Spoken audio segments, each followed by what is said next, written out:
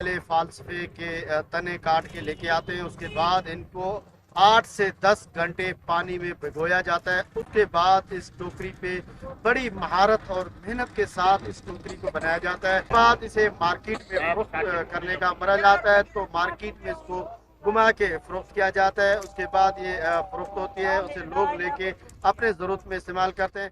ਇਹਦੇ ਚ ਪਾਣੀ ਮੈਂ फेंक दे कट के ट्रैक्टर में भर दे, फिर पन तार दे। आजा 8-7 दिन पानी में फेंक दे, आजा फिर निकाल दे, फिर सुखाते इसको, आजा फिर बनाते, फिर बेचने जाते। एक 500-600 का बड़ी मुश्किल नाल विकदा। आजा बड़ी मुश्किल 2-3 ਲੈ ਕੇ ਆਂਦੇ 8000 ਕਿਰਾਇਆ ਦਿੱਤਾ ਟਰੈਕਟਰ ਵਾਲੇ ਨੂੰ। अच्छा ਸਾਂਗੜ ਜ਼ਿਲ੍ਹੇ 'ਚ ਉਹਦੇ 'ਚ ਲੈ ਕੇ ਆਂਦੀ। ਇਹ ਫਿਰ ਸਾਰਾ ਦਿਨ ਮੈਂ ਪਨ ਤਾਰਦੀ ਆ।